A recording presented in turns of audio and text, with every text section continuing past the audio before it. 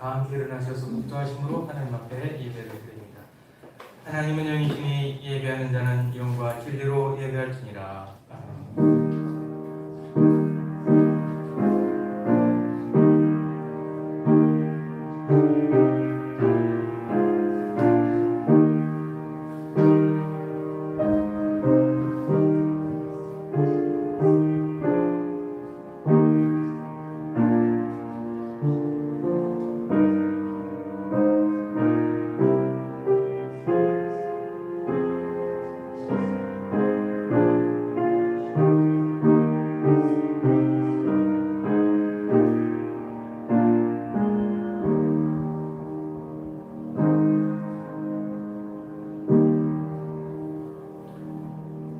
온 우주 만물의 찬양과 경배와 영광을 온전히 불러받으시기 합당하신 살아계신 아버지 하나님, 주님의 크신 위엄을 우리가 믿음으로 바라보며 그 영광의 보좌를 향해서 은혜의 보좌를 향해 한 걸음 더 나아갑니다.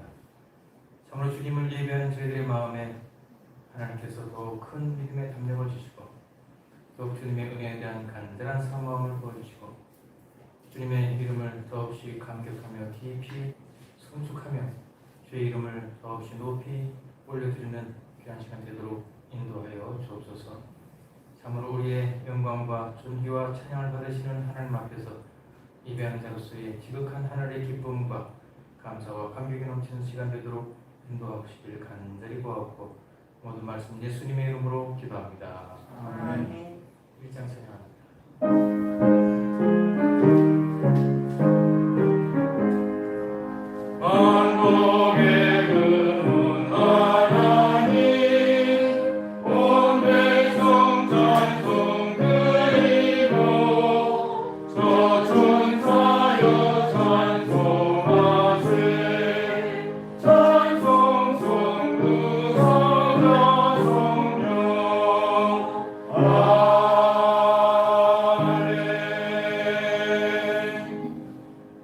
사도신경으로 우리의 믿음을 함께 하나님 앞에 고백합니다.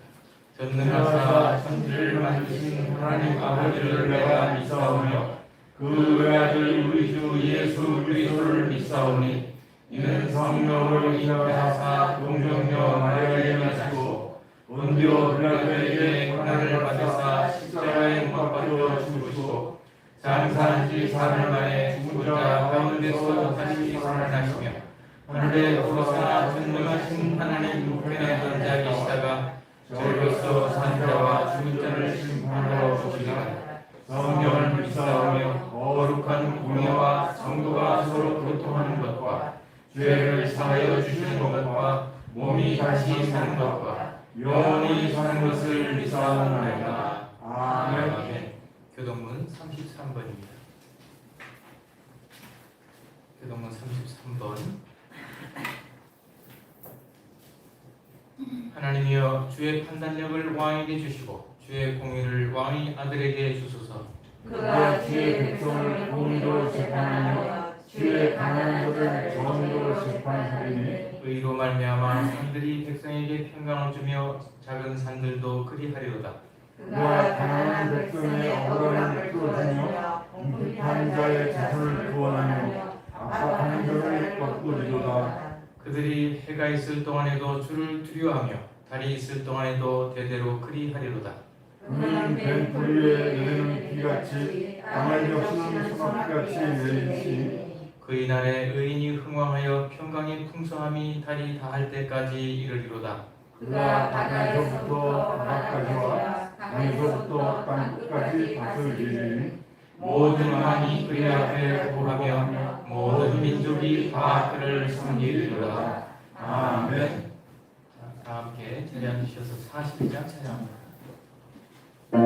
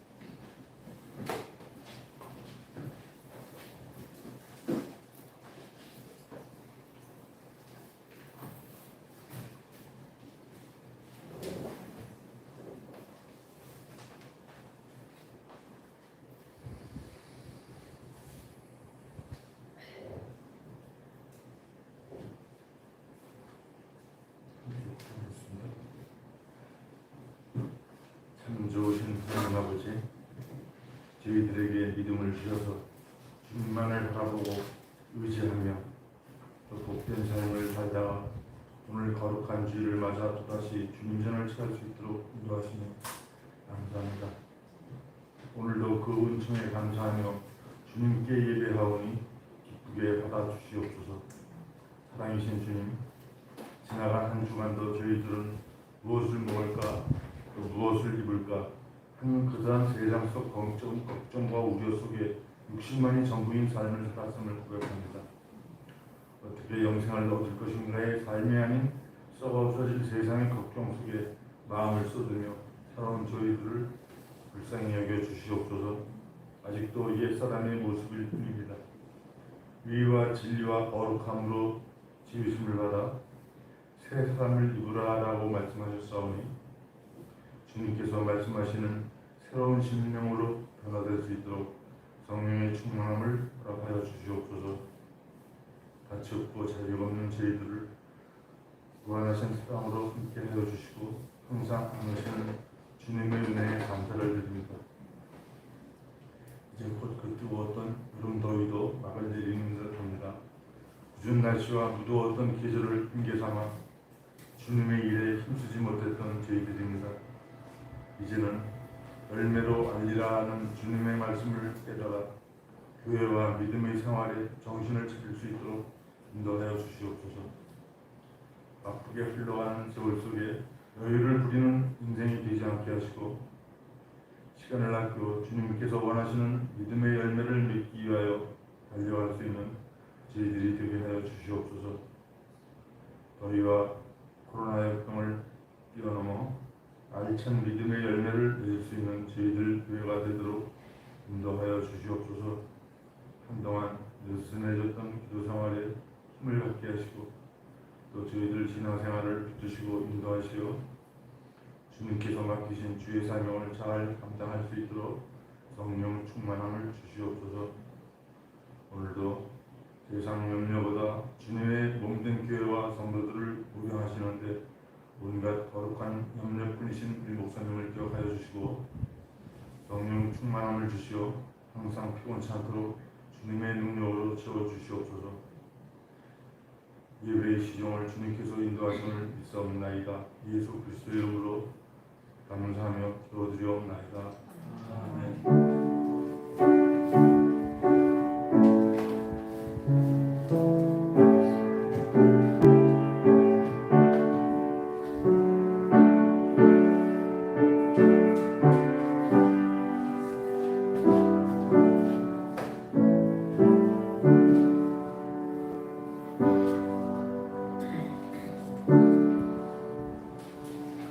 찬송가 91장입니다.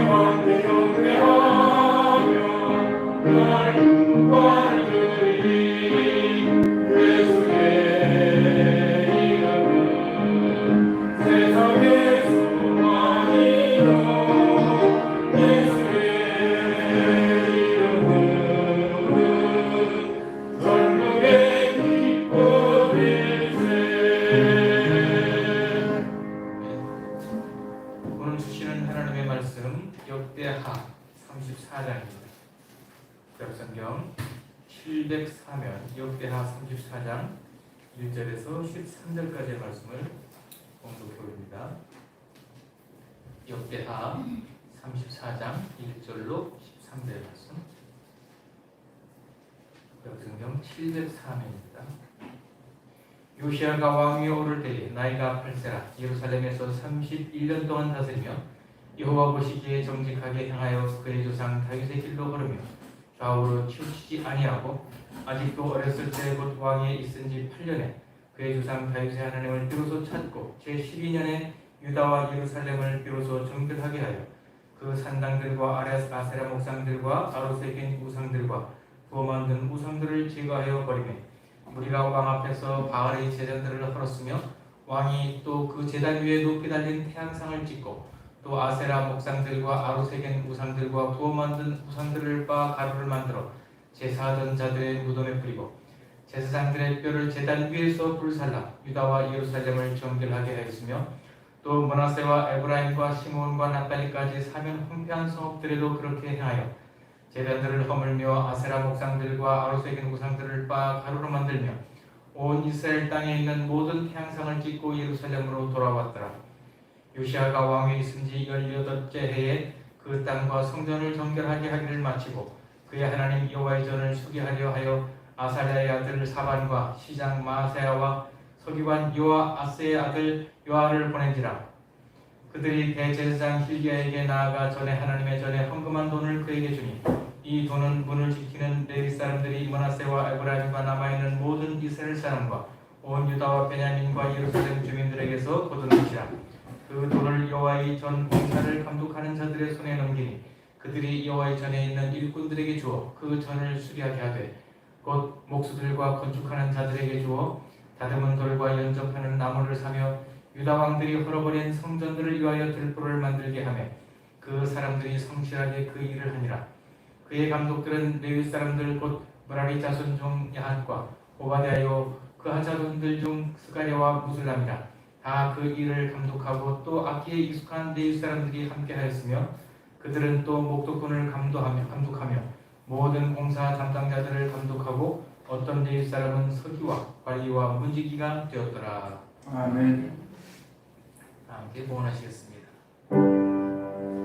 모든 것이 주께로부터 왔으니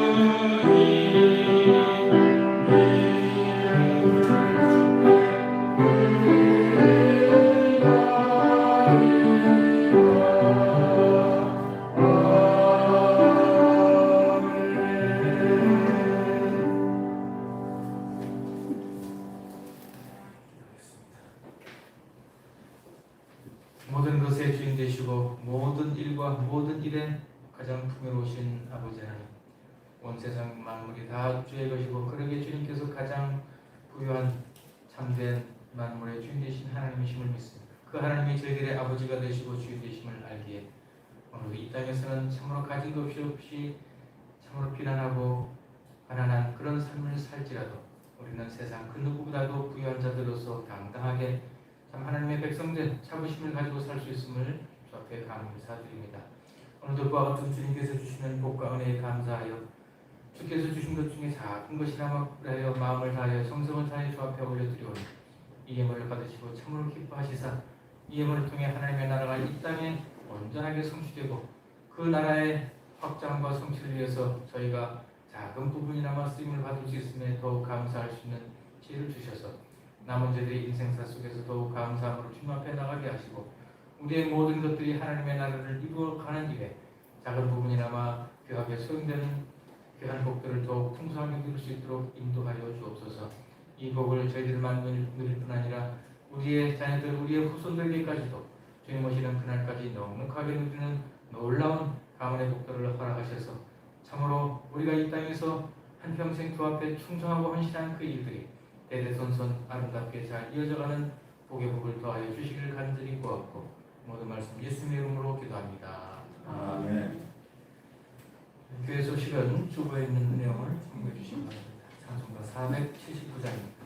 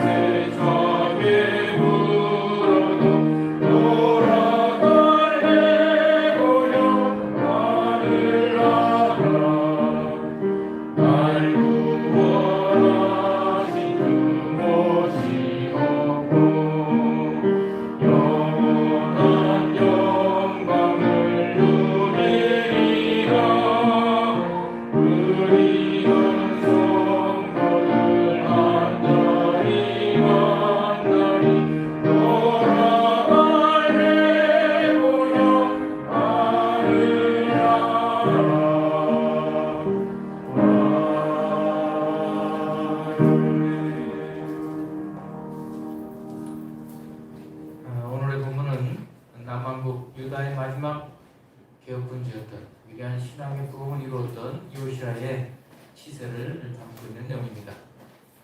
이 요시아 왕은 히스기야 왕과 더불어서 남북 이스라엘 역사상 가장 위대한 종교개혁과 신앙의 부흥을 이루었던 가장 경건한 통치자로 자리매김을 하는 사람이죠. 자, 그런데 히스기야 왕과 요시아 왕에 의해서 이루어졌던 이 두 번에 걸친 종교개혁의 내용을 보게 되면 매우 유사하다라는 느낌을 우리가 우선 가질 수가 있습니다.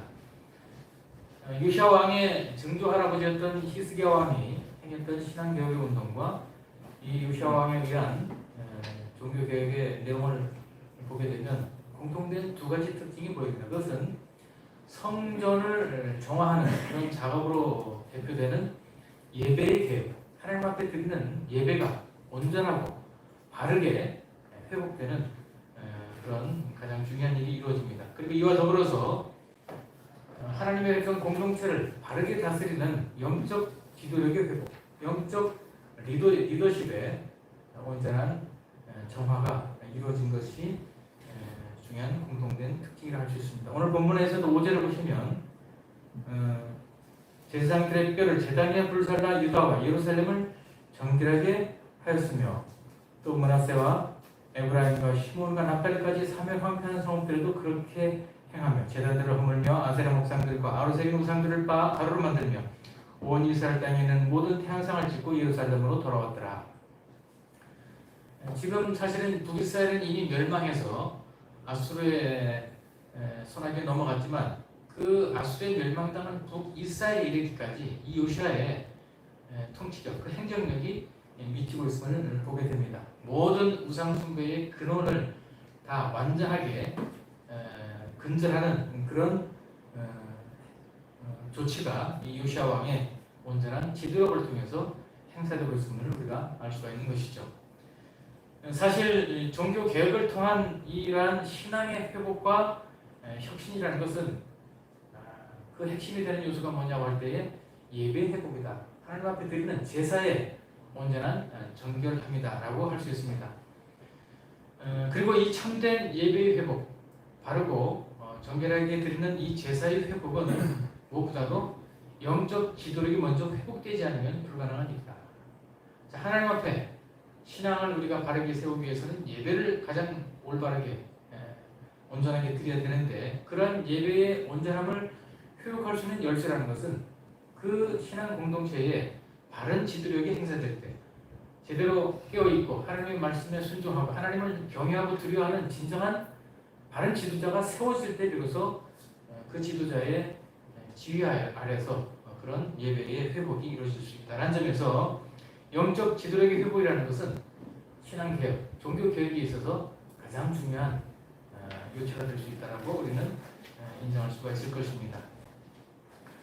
따라서 하나님의 말씀이 정하고 있는 그 성경적인 기준에 아주 부합하고 온전히 일치되는 그런 진실하고 충성되고 하나님을 참으로 경외하고 경건하고 그리고 윤리적으로 도덕적으로도 온전한 그런 올바른 지도자를 바르게 찾아 세우는 바로 그 일이 교회의 온전한 회복, 교회 갱신, 신앙의 개혁, 또 우리의 믿음의 온전한 확립, 그리고 교회의 부흥과 혁신을 위해서 가장 중요한 선결 과제가 된다라고 할 것입니다. 자, 그런 관점에서 본다면 오늘날 하나님께서 택하시고 정해주신 그 올바른 신실하고 하나님을 참으로 사랑하고 경외하는 그런 영적 지도자를 참 열심히 찾아서 세우는 일에 너무도 등한히 하고 무관심하고 심지어 그것을 너무 경홀히 여기는 가운데서 그저 교회 세습이라는 악의적인 아주 편의적인 악습을 거침없이 수용하고 그것이 이제는 일반화되고 있는 이 한국교회의 오늘날 모습은 정말로 그 미래가 걱정되지 않을 수가 없습니다. 이런 교회 공동체적인 무지와 화행이 계속되는 한 한국 기독교 하나는 너무도 어두울 수밖에 없다. 특히 오늘날 이 한국교회를 대표하는 어른이 없습니다. 정말 존경하고 본을 받을 수 있는 신앙의 위인으로서 우리가 바라볼 수 있는 그런 진정한 참으로 모든 신자들이 본을 받을 수 있는 그런 온전한 지도자가 없다는 것이죠. 오히려 전광과 같은 정말 그야말로 말도 안 되는 윤리적으로 부패하고 도덕적으로 타락해 있고 성경적으로도 이단적인 사상을 주장하는 자가 교회 어른으로 대접을 받고 대한민국의 모든 교회의 목사들과 교회들 태반이 이 시대를 구원할 구원자라고 쫓아가는 그 모습을 보면 이 한국 교회가 얼마나 지금 망가지고 엉망이 되어 있는지를 한눈에 아시는 것이죠. 한마디로 성전에 있어서 그 지성수 가장 중요한 성전의 가장 내부인 지성수가 정결화되지 않고 성결케 되지 않는 한 아무리 성전 외부를 닦고 반들반들하게 만들고 해도 그런 형식적인 외부적인 정화와 속죄의 노력은 아무 의미가 없다는 것이죠. 가장 중심이 더러워져 있는데 겉을 깨끗하게 해서야 무슨 의미가 있는가.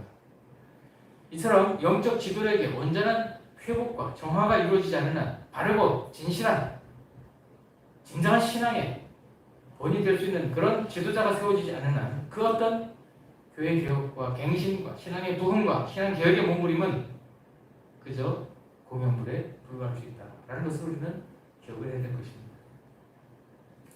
자, 그런데 이러한 요시야 왕과 히스기야 왕이 행했던 종교 개혁에 있어서의 그 공통된 두 가지 특징, 즉 예배 개혁과 영적 지도력의 회복이라는 이 유사점과 함께 이 히스기야 왕과 요시야 왕이 실시했던 이 신앙 개혁 운동 사이에는 매우 또한 그 큰 차이가 있다는 것을 우리가 또한 눈여겨봐야 될 것 같습니다. 우선 이 히스기야 왕과 이 요시야 왕의 신앙 개혁의 내용을 좀 우리가 살펴보면 첫 번째 이제 드러나는 차이점은 히스기야 왕의 신앙 개혁 운동은 미가 선지자라는 위대한 선각자의 엄중한 언약적 심판에 관한 이 경고에 대해서 하나님께서 누누이 율법을 통해서 특히 신명기의 약속을 통해서 경고하셨던, 그리고 수많은 선지자들이 그동안 계속 해왔던 그 내용을 반복해서 이 미가 선지자가 다시 그 주의를 환기시키는 하나님의 언약적 심판에 대한 경고를 무섭게 선포한 일에 대해서 히스기야 왕이 오히려 그 선지자를 미워하거나 그를 핍박하지 않고 그 엄중한 경고를 외치는 미가 선지자의 메시지에 적극적으로 반응하고 겸손하게 그 지적을 수용함으로써 결국 위대한 이 종교개혁이 시작되게 되었다는 것이죠. 그 사실은 예레미야 26장 18절에서 19절 사이에 기록되어 있습니다. 한번 같이 보실까요? 예레미야 구약성경 예레미야 26장 1093쪽입니다. 예레미야 26장 18절에서 19절 1093쪽.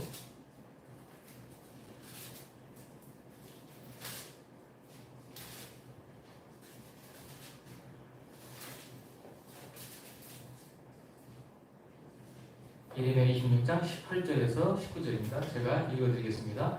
유다의 왕 히스기야 시대에 모레셋 사람 미가가 유다의 모든 백성에게 예언하여 이르되 만군의 여호와께서 이와 같이 말씀하셨느니라. 시온은 밭같이 경작지가 될 것이며 예루살렘은 돌무더기가 되며 이 성전에 사는 산당의 숲과 같이 되리라 하였으나 유다 왕 히스기야와 모든 유다가 그를 죽였느냐. 히스기야가 여호와를 두려워하여 여호와께 간구하며 여호와께서 그들에게 선언한 재앙에 대하여 뜻을 돌이키지 아니하시느냐. 우리가 이같이 하면 우리의 생명을 스스로 심히 해롭게 하는 것입니다. 이 말씀의 배경은 예레미야가 미가처럼 예루살렘과 유다의 멸망을 아주 혹독하게 비판하면서 예언을 하자, 하나님의 언약적 심판을 경고하자 이 왕과 그 관리들이 그리고 많은 사람들이 이 예레미야를 잡아 죽이려는 그런 상황에서 그 지방, 그 예루살렘 지방에 또 예루살렘 주변의 지방 장로들 몇 사람이 그 일을 이제 막으면서 예레미야를 못 죽이게 가로막으면서 그들에게 확인했던 그런 내용이죠. 그 옛날 이 지금 예레미야 시대로부터 한 100여 년 전인 그 히스기야 시대에 미가라는 선지자가 나와서 똑같이 예레미야와 똑같이 예언하고 경고했을 때, 엄중한 심판을 예언했을 때, 그때 히스기야나 그 백성들이 자기들의 잘못을 지적하고 혹독하게 비판하는 것을 듣기 싫어하면서 그 미가를 잡아 어디 죽였더냐, 오히려 그 미가 선지자의 말씀 앞에서 히스기야와 그 백성들이 두려워하고 회개함으로 말미암아 하나님의 심판이 미워지지 않았느냐, 그 하나님께서 예정하셨던 그 혹독한 재난을 면할 수 있지 않았더냐라고 얘기를 하죠. 바로 이 미가 선지자의 엄중한 언약적 심판의 경고를 들은 히스기야와 그 시대 백성들이, 특히 지도자로서의 히스기야가 각성하고 이제 그동안에 행해졌던 모든 불의한 우상 숭배와 모든 그 잘못된 악한 신앙의 행태들을 다 내려놓고 모든 우상들을 철폐하고 이 성전을 다시 정화시키는 그런 과정을 통해 새로운 신앙의 부흥을 이뤘다라는 것이죠. 자, 이처럼 히스기야 시대에는 한 선지자의 강력한 심판의 경고에 대한 그 영적 지도자의 올바른 반응, 히스기야의 바른 대응을 통해서 이제 신앙개혁이 시작되었는데, 요시야 왕 때 행해졌던 이 신앙개혁은 전혀 다른 또 모습으로 진행이 됩니다. 이 요시야 왕 때 개혁이 이루어진 것은 34장 오늘 본문이 속한 8절 이하의 그 내용이 나와 있죠. 8절 이하에 보시면 그 요시야의 할아버지였던 므낫세가 완전히 더럽혀놓고 망가뜨렸던 이 성전을 대대적으로 수리하고 보수하는 그 작업을 시작을 하게 됩니다. 이 8절에 이렇게 나와 있죠. 요시야가 왕이 있은 지 18째 해에 그 땅과 성전을 정결하게 하기를 마치고 그의 하나님 여호와의 전을 수리하려 하여 아사랴의 아들 사반과 시장 마아세야와 서기관 요아스의 아들 요아스를 보낸지라. 그들이 대제사장 hil기야에게 나아가 전에 하나님의 전에 헌금한 돈을 그에게 주니 그 돈은 문을 지키는 레위 사람들이 므낫세와 에브라임과 남아있는 모든 이스라엘 사람과 온 유다와 베냐민 예루살렘 주민들에게서 거둔 것이다. 자, 이 성전에 모아진 헌금을 모아서 이제 성전 수리를 위해서 쓰게 됐는데, 그 율법책이 이 성전에 수리하는 과정에서 발견되죠. 14절에 나와 있는 내용이죠. 우리가 여호와의 전에 헌금한 돈을 꺼낼 때에 제사장 hil기야가 모세가 전한 여호와의 율법책을 발견하고 hil기야가 서기관 사반에게 말하여 이르되 내가 여호와의 전에서 율법책을 발견하였노라 하고 hil기야가 그 책을 사반에게 주매 사반이 책을 가지고 왕에게 나가서 복명하여 이르되 왕께서 종들에게 명령하신 것을 종들이 다 준행하였나이다. 그러면서 이제 이 성전을 수리하는 과정, 대대적으로 성전을 수리하는 과정에서 발견된 율법책을 요시야 왕에게 전해주니까 요시야 왕이 그 내용을 읽고 깜짝 놀랐죠. 그 하나님의 말씀을 보니까 이 하나님의 말씀이 율법으로부터 우리가 지금 얼마나 멀리 떨어져 있는가, 얼마나 무서운 우상 숭배를 범하면서 하나님 앞에 큰 죄를 짓고 있는가를 깨달으면서 그때 이제 비로소 전 국가적인 큰 회개와 신앙의 개혁운동을 시작하게 된 것이죠. 결국 할아버지 므낫세가 완전히 망가뜨렸던 이 성전을 대대적으로 수리하고 보수하는 과정에서 우연히 발견된 율법책의 내용을 다시 들여다보고 그 말씀을 새롭게 이해할 뿐만 아니라 그 깨달은 말씀을 철저하게 실제적으로 실천적으로 적용하는 그 과정 속에서 요시야의 위대한 전무후무한 큰 신앙의 개혁운동이 이루어지게 됐다는 것이죠. 사실 오늘 이 시대를 살아가는 우리들도 이 한국교회에 정말 요시야 시대와 같은 또는 히스기야 시대와 같은 그런 신앙의 개혁과 종교 개혁 또 교회의 갱신과 부흥이 필요하다는 것을 누구나 너나 없이 다 지금 깨닫고 느끼고 시인하고 있습니다. 그럼 어떻게 해야 될 것인가에 대해서는 방법을 지금 찾지 못하고 있죠. 그러나 오늘의 본문은 그것이 어디서부터 시작되어야 될지를 분명히 말씀합니다. 무엇보다도 엄중한 심판의 경고가 우선 필요하다. 두 번째는 그 경고에 따라서 각성된 지도자들과 신자들의 하나님의 말씀에 대한 바른 각성과 말씀에 대한 바르고 온전한 이해와 그 말씀대로 실천해 나가는 말씀에 대한 순종이 필요하다는 것이죠. 이 두 가지, 엄중한 심판의 경고를 하는 말씀, 그리고 그런 말씀에 대한 깨달음을 따라 온전하게 실천하고 순종하는 그 두 가지가 뒤따라야만 그런 신앙개혁이 오늘날에도 가능하다는 것이죠. 즉 참된 신앙의 개혁 그리고 교회의 진정한 부흥과 갱신을 위해서는 무엇보다도 참 오늘날 이 한국에 있는 많은 교회들 강단에서 끊임없이 설교자들의 입을 통해서 선포되는 말씀 중에서 반드시 있어야 될 말씀, 즉 계속되는 하나님의 언약적 심판에 대한 엄중한 예고가 있어야 된다. 그런 경고의 나팔 소리가 계속 울려 퍼져야만 가능하다는 것이죠. 그리고 두 번째는 이러한 경고의 나팔 소리에 각성된 많은 신자들과 모든 하나님의 공동체에 소속한 그 이론들이 그 하나님의 말씀에 대한 무지를 깨닫고 또 왜곡되어 잘못 이해하고 있는 내용들을 다시 바르게 교정하여 하나님의 말씀을 제대로 이해하는 가운데서 그렇게 깨달은 말씀을 힘을 다해서 목숨을 다해서 뜻을 다해서 철저하고도 진지하게 순종하고자 하는 그런 다짐과 결단이 있을 때에 진정한 교회 갱신과 부흥과 새로운 영적인 참 큰 변화가 우리 안에 있을 수 있다는 것이죠. 하지만 오늘날 한국 교회는 이와는 정반대의 길로 치닫고 있다는 점에서 정말 우려하고 근심하지 않을 수가 없습니다. 하나님의 말씀에 대한 실천적인 이해, 그 적용이 너무 부족하죠. 그냥 머리로만 아는 것은 우리가 참 누구보다도 많이 하고 있습니다. 성경을 많이 읽고 설교도 어마어마하게 많이 듣죠. 요즘은 뭐 자기 교회 목사 설교가 별로 신통치 않으면 유튜브를 통해서 유명한 설교, 재밌는 설교 많이 듣습니다. 많이 들어요. 들으면 뭘 합니까? 반응이 없는 걸. 미가 선지자의 예언에 대해서, 경고에 대해서 즉각적인 회개와 그 다음에 온 나라를 뒤집어 놓는 그런 우상 숭배를 다 철폐하는 그런 행동이 있어야 되는, 실천적인 행함이 있어야 되는데 그저 듣는 데 만족하고 잠시 감성적으로 눈물을 흘리고 감격하고 감동이 있으면 그것이 다 하나님께서 주신 은혜의 끝인 것으로 그냥 치부하는 그런 너무도 편의적이고 피상적인 신앙이 지금 한국 교회를 지배하고 있다. 좀 좋게 말씀드려서 지성주의적 신앙, 그냥 지적으로 머리로만 듣고 깨닫는 것으로 멈추는, 깨달은 내용을 삶 속에 힘이 들더라도 고통이 따르더라도 실천하고 순종하고 따르는 그 일에 대해서는 너무도 무력한, 머리만 그야말로 엄청 커지고 손 발은 거의 마비된 그런 기형적인 신앙이 이 한국교회 신자들의 신앙을 지배하고 있다는 점에서 너무도 큰 우려와 근심을 표하지 않을 수 없다는 것이죠. 더군다나 이와 같은 각성을 알리는, 우리가 지금 얼마나 위험한 자리에 있는지를 깨닫게 해주는 엄중한 이 경고의 나팔 소리가 전혀 들리지 않는다는 것이 또한 큰 문제입니다. 지속적인 회개를 촉구하는 미가 선지자와 같은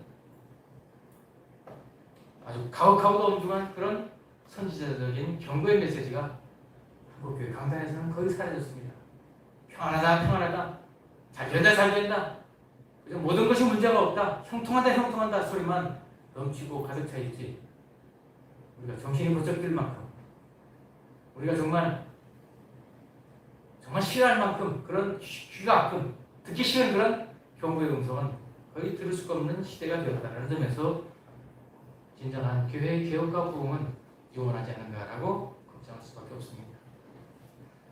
자, 히스기야의 개혁 운동과 요시야의 신앙 개혁 사이에서 또 하나의 중요한 차이점이 있다면, 히스기야의 개혁 운동은요 아주 큰 경제적인 번영과 풍요와 형통함을 가져왔습니다. 히스기야의 이 신앙 개혁 운동을 통해서 정말 잘 먹고 잘 사는 시대가 되었습니다. 참 우리가 바라는 일이죠. 우리가 신앙을 올바르게 회복하고 바른 길을 가게 되면 참 안 풀리던 문제도 잘 해결이 되고 있던 문제도 사라지고 모든 근심거리들이 눈 녹듯 없어져 버리는, 형통하고 평안하고 부흥하고 모든 것이 번영하는 그런 시대에 되면 우리가 얼마든지 회개하고 그런 개혁운동을 쌍수를 들어서 환영하겠죠. 히스기야의 개혁운동은 그런 참 시대적인 묘한 세속적으로도 세상적으로도 육신적으로도 평안하고 형통하는 그런 시대가 함께 임했다는 것을 우리가 보게 됩니다. 역대하 32장, 바로 앞에 있는 32장 23절 한번 보실까요? 히스기야 시대 때 이런 일들이 있었다는 것. 32장 23절 보시면, 예루살렘이 예물을 가지고 예루살렘에 와서 여호와께 드리고 또 본물을 유다 왕 히스기야에게 드린지라. 이후부터 히스기야가 모든 나라의 눈에 존귀하게 되었더라. 히스기야의 그 신앙개혁 운동을 통해서 하나님께서 복을 주셔가지고 육신적이고 세상적인 면에서도 큰 부와 영광을 누리게 하셨죠. 그래서 주변 나라들에서 사신들이 계속 찾아오면서 엄청난 예물과 조공을 가지고 왔습니다. 그래서 히스기야가 그 시대에 중동 지방에서 그야말로 제국의 황제처럼 대접을 받는 그만큼 또한 백성들도 큰 부와 영광을 누리는 그런 시대가 되었죠. 이어지는 27절 보십시오. 32장 27절. 히스기야가 부와 영광이 지극한지라 이에 은금과 보석과 향품과 방패와 온갖 보배로운 그릇들을 위하여 창고를 세우며 곡식과 새 포도주와 기름의 산물을 위하여 창고를 세우며 온갖 짐승의 외양단을 세우며 양떼 우리를 갖추며 양떼와 많은 소떼를 위하여 성읍을 세웠으니 이는 하나님이 그에게 재산을 심히 많이 주셨음이며 히스기야에게 이렇게 엄청난 부를 줬다는 것은 히스기야만 누렸다는 것일까요? 아니죠. 모든 이스라엘 백성들 전체가 이런 경제적 풍요와 번영을 누렸다는 그런 말씀입니다. 자, 그런데 묘하게도 이런 히스기야 시대의 경제적, 사회적 번영과 평안과는 전혀 다르게 요시야 시대에 이루어졌던 이 신앙개혁은요, 히스기야 시대보다 훨씬 더 철저하고 더욱더 온전하게 이루어진 신앙개혁 운동이었는데, 근데 현실적인 면에서는 전혀 정반대의 상황들이 펼쳐집니다. 즉 요시야 왕의 신앙개혁이 진행되는 동안 갈수록 모든 백성들의 경제적인 삶은 피폐해졌고 지속적으로 쇠퇴하는, 점점 더 살아가는 형편들이 힘들고 고단해지는 그런 열악한 삶의 과정들이 이어졌다는 것을 우리는 확인할 수가 있습니다. 그 내용이 예레미야 44장 15절 이하의 백성들의 불평불만을 표하는 백성들의 입을 통해서 확인됩니다. 예레미야 44장 15절부터 18절 1123쪽입니다. 1123페이지 예레미야 44장 15절부터 18절. 이 내용의 배경은 남유다 왕국이 패망해서 이제 일부 유다 백성들이 애굽으로 도망을 칩니다. 이 유다 왕국에 계속 남아있다가는 다 죽게 생겼다. 바빌론 군대에 의해서 또 다 몰살을 당할 수밖에 없으니까 우리가 이제 안전한 애굽으로 쫓아내려가자라고 했을 때 예레미야가 못 가게 막았거든요. 하나님께서 너희가 이 땅에서 계속 버티고 살면 보호해 주시고 복을 주신다라고 약속을 했는데 그 예레미야의 그 예언을 거절하면서 그렇게 불평을 그렇게 토하죠. 우리가 이 땅에서 살 동안에 너무 살기가 힘들어서 이제는 좀 더 경제적으로나 사회적으로 안정되고 풍요로운 애굽으로 내려가겠다라고 하면서 하는 얘기입니다. 44장 15절에서 18절. 그리하여 자기 아내들이 다른 신들에게 분향하는 줄을 아는 모든 남자와 곁에 섰던 모든 여인 곧 애굽 땅 바드로스에 사는 모든 백성의 큰 무리가 예레미야에게 대답하여 이르되 네가 여호와 이름으로 우리에게 하는 말을 우리가 듣지 아니하고 우리 입에서 낸 모든 말을 반드시 실행하여 우리가 본래 하던 것 곧 우리와 우리 선조와 우리 왕들과 우리 고관들이 유다 성읍들과 예루살렘 거리에서 하던 대로 하늘의 여왕에게 분향하고 그 앞에 전제를 드리리라. 그때는 우리가 먹을 것이 풍부하며 복을 받고 재난을 당하지 아니하였더니 무슨 얘기예요? 애굽으로 도망쳐 내려간 이 사람들한테 예레미야가 우상을 섬기지 마라. 이제는 하나님만을 섬기라 라고 그랬더니 뭐라고 그래요? 네 말을 안 듣겠다. 여호와만 섬기라. 여호와 신앙을 회복하라는 네 말을 우리 안 듣겠다. 오히려 옛날에 여호와 신앙을 버리고 우상을 숭배하고 하늘의 별을 섬기고 그런 악한 일을 했던 것을 다시 우리가 여기서도 계속하리라. 왜? 그렇게 우상을 섬길 때 우리가 잘 먹고 잘 살았는데 하나님을 믿는 것으로 우리가 신앙을 회복하니까 먹고 살기 힘들어졌지 않느냐. 무서운 말씀이죠. 참 답답한 일입니다. 이런 고백을, 이런 원망과 불평을 이 예레미야 시대에 이 백성들만 그랬던가요? 오늘 우리도 그렇게 외치고 있지 않나요? 예수 믿기 참 힘들어. 참 예수 믿는 거 조금 좀 대충 믿더라도 좀 세상적으로 좀 마음 편하게 좀 먹고 사는 일에 조금 여유가 있는 쪽으로 내가 살아야 되지 않을까? 뭐 남들은 다 뇌물도 먹고 타협하고 뭐 세상에서 살아가는 식으로 그냥 시대 정신도 그냥 받아들이고 적당히 세상적인 가치로 타협하면서 그냥 두리뭉실 뭐 신앙도 대충 하고 또 세상과도 손잡고 살아가면서 우선 육신적으로 세상적으로 편한 거 얼마나 좋냐? 하나님도 믿고 세상적으로도 편하고. 그러니 오직 하나님만 오직 믿으라고 하지 마라. 깨끗한 신앙, 경건한 신앙을 올곧게 붙잡으라고 그렇게 강요하지 마라. 그럼 고리타분한 소리 하지 마라. 적당히 세상적으로 돈 탓하면서 육신적으로 우리가 먹고 살아야 세상 앞에서 할 소리가 할 말이 있지 않느냐. 이런 똑같은 소리 하지 않습니까? 여기서 우리가 얻을 수 있는 매우 중요한 교훈이 있습니다. 그것은 우리가 하나님 앞에 늘 참 겸손하게 우리의 그릇되고 잘못된 삶의 내용들을 끊임없이 살피면서 늘 끊임없는 회개를 통해서 하나님 앞에 영적으로 자라하고 신앙적으로 성장하는 그런 개인적 신앙 안에서의 참으로 온전한 성숙이 이루어지고, 또한 교회적으로도 세상에 악하고 타락한 물결이 들어오지 못하도록 우리가 힘을 다해서 밀어내면서 하나님 앞에 그리스도의 몸된 교회의 거룩함과 정결함을 유지하려는 그런 정말 필사적인 노력을 통해서 살아갈 때, 그런 우리의 노력에 부응해서 그런 우리의 참 힘들고 고통스러워하면서도 하나님을 열심히 믿고자 하는 그 노력을 하나님께서 어렵게 보시사 우리가 구하지 않아도 세상적으로 형통하고 경제적으로도 참 넘치는 어떤 부유함이 있을 것을 기대하는 것이 우리의 심리가 아니겠습니까? 그러나 이 요시야 왕의 개혁을 통해서 보는 것은 오히려 더 철저한 신앙의 개혁과 온전한 신앙을 우리가 더욱 가까이 갈수록 사실은 세상적, 세속적 차원에서의 풍요와 번영이라는 것은 결코 보장이 되는 것이 아니다. 오히려 우리가 개인의 실제적인 삶은 윤택하게 되고 형통하게 되기보다는 참된 영적 쇄신이 이루어질수록, 진정한 올바른 신앙적 부흥과 교회 개혁이 이루어질수록 오히려 우리의 실제적인 삶은 더 힘들어지고 고단해지고 고통스러워질 수 있다. 더 시험과 역경이 많아질 수 있다. 왜? 세상의 요구와 세상의 팽배한 그런 그 시대 정신과는 하나님의 말씀이 배치되고, 세상은 예수 그리스도를 믿는 길을 결코 좋아하거나 그것을 지지하지 않기 때문이라는 것이죠.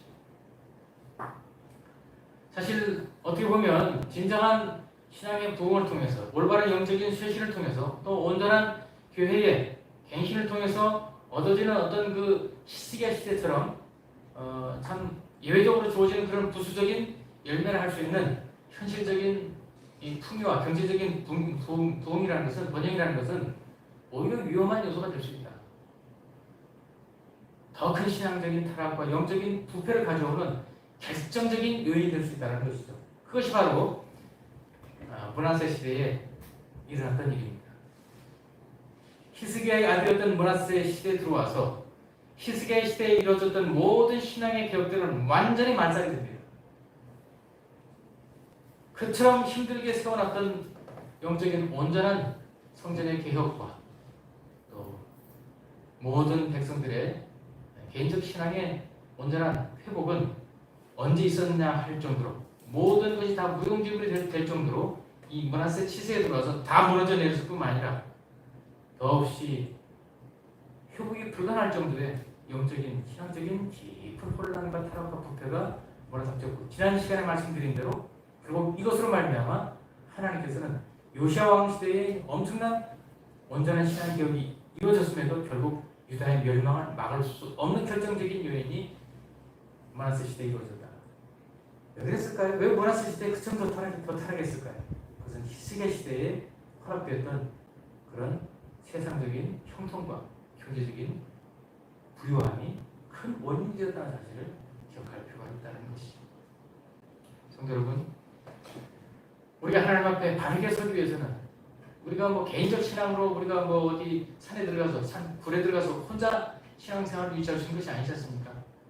참된 신앙은 예수 그리스도를 몸으로 하는 교회 공동체 안에서 한 몸을 이루어서 우리가 함께 유기적으로 공동체를 이루어서 우리의 신앙을 온전하게 하나님 앞에서 유지를 할 수가 있습니다. 교회를 떠나서는 그 누구도 아무리 노력을 하고 아무리 애를 써도 온전한 신앙이란 불가능합니다.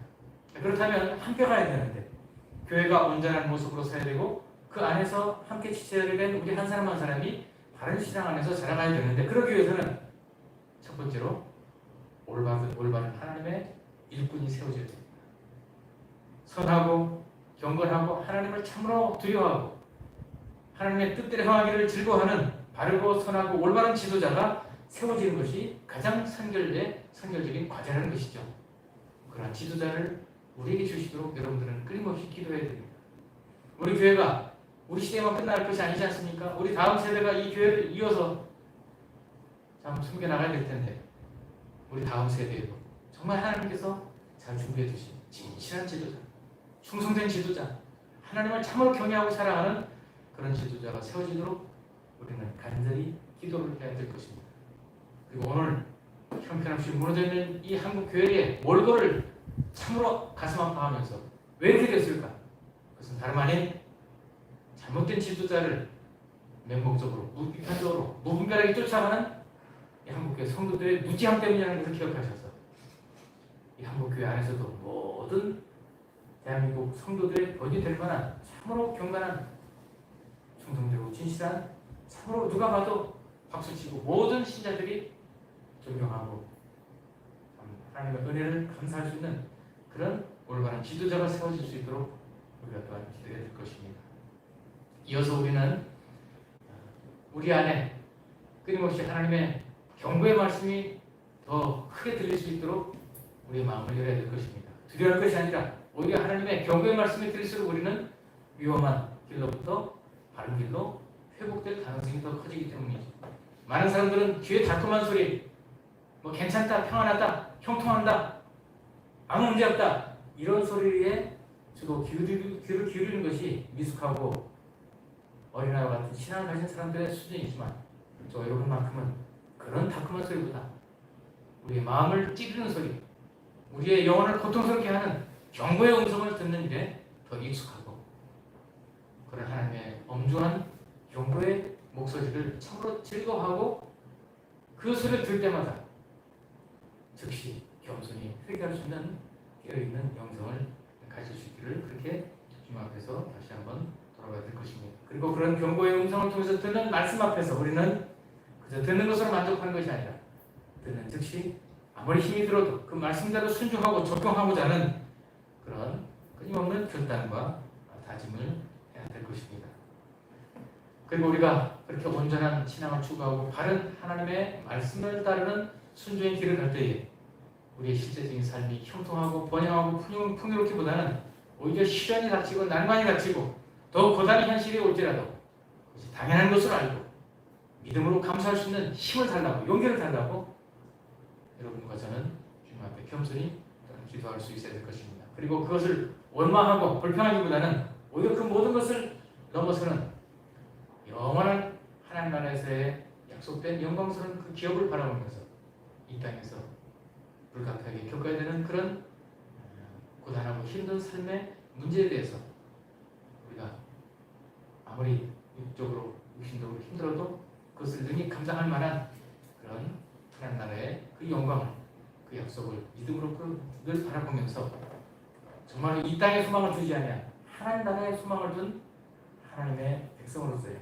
하나님의 신권을 가진 자들로서의 당당한 거룩한 품격을 잘 유지하고 세상 앞에 결코 휘둘리지 않는 세상의 위호 앞에서, 세상의 도전 앞에서 결코 주눅들거나 움츠러들거나 뒤로 물러가지 아니하는 우리 하나님의 백성된 영광스러운 기업을 가지고 있는 자들로서의 자랑과 떳떳한 자부심을 가지고 주어진 신앙 인생을 힘있게 능력있게 한 걸음 한 걸음 걸어가시는 저 여러분의 남은 인생이 되시기를 축원합니다.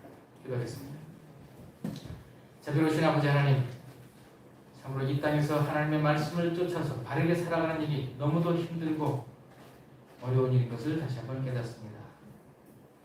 이스라엘 역사 속에서 정말 경건한 하나님의 일꾼들, 참으로 탁월한 믿음의 사람들인 요시아와 히스기야와 같은 경건한 통치자들을 허락하셔서 모든 하나님의 백성들이 바른 길을 갈 수 있도록 참 은혜를 베푸셨지만 그러나 그러한 한 시대적인 노력과 그 열정들이 시간이 조금 지나면 그것이 언제느냐 할 정도로 다 사라지고 또 다른 부패와 타락과 우상숭배의 현실이 그 이스라엘을 뒤덮었던 것처럼 오늘 이 시대에도 참으로 하나님을 바르게 알고 주의 말씀대로 순종하며 참으로 하나님께서 기뻐하고 저희들도 기뻐할 만한 그런 거룩한 신앙이 풍성하게 채워지고 하나님의 은혜를 참으로 흠모하며 이 세상에서 주님의 이름 때문에 신앙 때문에 겪어야 되는 어떤 고통과 시련도 달게 받아낼 수 있는 그런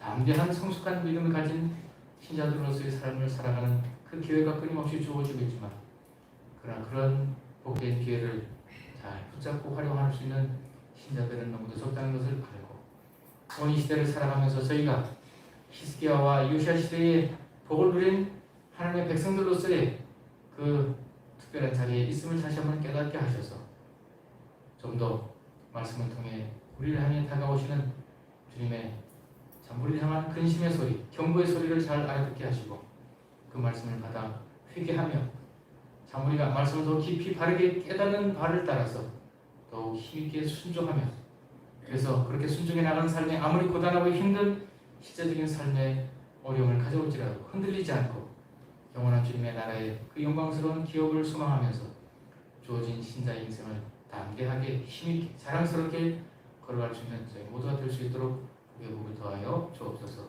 예수 그리스도의 이름으로 기도합니다. 아멘. 함께 일어나셔서 5장 생각합니다.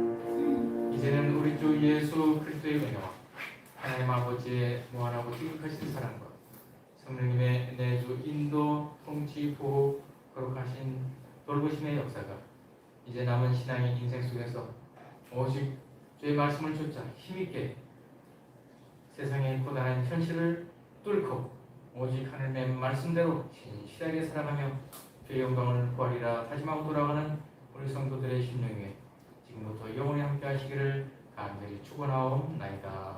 아멘.